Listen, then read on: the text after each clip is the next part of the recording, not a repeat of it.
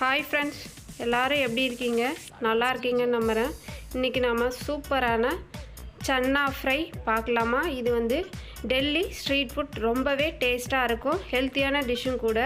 வாங்க எப்படி பண்ணுறதுன்னு பார்க்கலாம். இப்போ நான் ஒரு 1/4 கிலோ சன்னாவை ஓவர் நைட் ஊற வச்சு எடுத்து வச்சுருக்கேன். இப்போது அதில் 1 டம்ளர் தண்ணி விட்டுக்கலாம். இதில் இந்த சன்னாக்கு தேவையான அளவு உப்பு ஆட் பண்ணிக்கலாம். நான் அதை வீடியோ எடுக்க மறந்துட்டேன், அதனால் நீங்கள் உப்பு கண்டிப்பாக ஆட் பண்ணிக்கோங்க. இப்போ இதை மூடி போட்டு 2 விசில் விட்டு எடுத்துக்கலாம். இது வந்து விசில் ஜாஸ்தி விடக்கூடாது, இந்த அளவுக்கு தான் வெந்திருக்கணும். ஏன்னா நாம் இதுக்கப்புறமா இதை ஃப்ரை வேறு பண்ணுவோம், அதனால் அது ஓவர் குக் ஆன மாதிரி இருக்கும். அதனால் இந்த பதத்தை கரெக்டாக மெயின்டைன் பண்ணிக்கோங்க. இப்போ ஒரு மிக்சிங் பவுல் எடுத்துக்கலாம். அதில் 1 டீஸ்பூன் எண்ணெய் விட்டுக்கலாம். நான் கடலை எண்ணெய் தான் விட்டுருக்கேன். உங்களுக்கு என்ன தேவையோ அந்த எண்ணெயை விட்டுக்கலாம். இப்போது இதில் 1/2 டீஸ்பூன் மஞ்சத்தூள் ஆட் பண்ணிக்கலாம். இந்த சன்னா ஃப்ரை ஈவினிங் ஸ்நாக்ஸாகவும் யூஸ் பண்ணிக்கலாம், குழந்தைங்களுக்கு ஸ்நாக்ஸாகவும் பண்ணி ஸ்கூலுக்கு கொடுத்து அனுப்பலாம். 1/4 டீஸ்பூன் தனி மிளகாய்த்தூள் ஆட் பண்ணிக்கோங்க. இது வந்து காரத்துக்கு தகுந்த மாதிரி ஆட் பண்ணிக்கோங்க. 1/4 டீஸ்பூன் சீரகத்தூள் ஆட் பண்ணிக்கோங்க. இது வந்து அந்த ஃப்ளேவருக்காகவும் ஜீரண சக்திக்காகவும். 1 டீஸ்பூன் கொரியாண்டர் பவுடர் ஆட் பண்ணிக்கோங்க.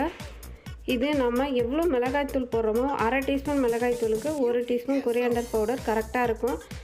1/2 டீஸ்பூன் ஜிஞ்சர் கார்லிக் பேஸ்ட்டு.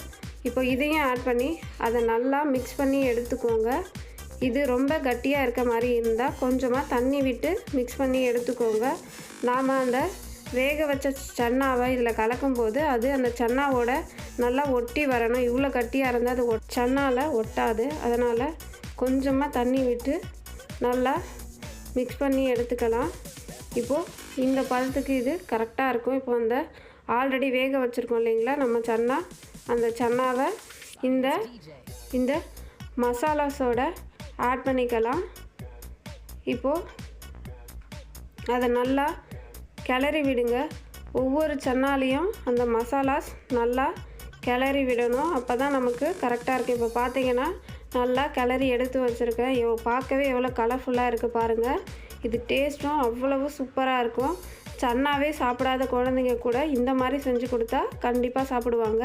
இப்போது இந்த சன்னா வேக வைக்கும் போதே நம்ம அதுக்கு தகுந்த அளவு உப்பு ஆட் பண்ணியிருக்கோம். இப்போ இந்த மசாலாவுக்கு தகுந்த அளவு மட்டும் கொஞ்சமாக உப்பு ஆட் பண்ணிக்கலாம். இப்போது 1/4 கிலோ சன்னாவுக்கு 3 டீஸ்பூன் கடல மாவு ஆட் பண்ணிக்கலாம். அடுத்து 3 டீஸ்பூன் கார்ன்ஃப்ளவர் ஆட் பண்ணிக்கலாம். இது ஈக்குவல் குவான்டிட்டியில் தான் ஆட் பண்ணணும், அப்போ தான் அந்த கிறிஸ்பினஸ் நமக்கு சூப்பராக வரும். இப்போ இந்த 2 மாவுமே நல்லா அந்த சன்னாவில் ஒட்டும்படி நல்லா பிசைஞ்சு எடுத்துக்கோங்க. நல்லா கிளறி விடுங்க. இப்போ நான் உங்களுக்கு காட்டுறேன் பார்த்தீங்களா, இந்த மாதிரி இருந்தால் உங்களுக்கு நல்லா செம்ம கிறிஸ்பியாகவும் செம்ம டேஸ்ட்டாகவும் நமக்கு சன்னா ஃப்ரை ரெடி ஆகிடும். இப்போது ஒரு கடாயில் இது பொரிக்கிற அளவுக்கு தேவையான எண்ணெயை விட்டுக்கோங்க. அந்த எண்ணெய் வந்து ஹை ஃப்ளேமில் இருக்கணும். ஏன் அப்படின்னா நாம் ஆல்ரெடி சன்னாவை வேக வச்சு தான் எடுத்து வச்சுருக்கோம், அதனால் அந்த மசாலாஸ் மட்டும் வெந்தால் போதும். அதனால் ஹை ஃப்ளேமில் வச்சு சன்னாவை போட்டு அப்படியே பொரித்து உடனே எடுத்துருங்க. ஒரு 2-3 நிமிஷத்துலேயே நமக்கு நல்லா அந்த மசாலா வெந்து வந்துடும். ரொம்ப நேரம் இதை வேக வைக்கணும்னு அவசியம் இல்லை.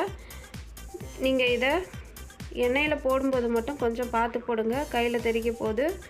இப்போது நாம் இந்த மாதிரி ஒன்றா பிரித்து போடுங்க. போட்டு ஒரு 2 நிமிஷத்துலேயே நமக்கு அந்த சன்னா ஃப்ரை ரெடி ஆகிடும்.